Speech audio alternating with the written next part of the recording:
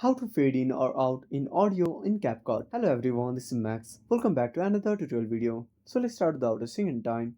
Also make sure to watch this video till the end. First of all, open up Play Store. Tap on the source icon at the bottom right corner. Now simply tap on the source bar and type CapCut. Now click on source. Now tap on CapCut and make sure to update to the latest version. After updating, go back to the home screen and open up CapCut on your device. Now tap on CapCut. Now tap on Edit. Click on New Project.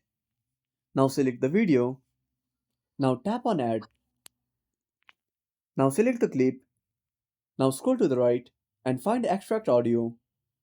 Now simply tap on it. Now wait for some time. Now select the audio clip. Now tap on Fade. Now adjust the fade in or fade out. And that's it. Thanks for watching. Make sure to subscribe our channel and hit the bell icon. See you in the next video.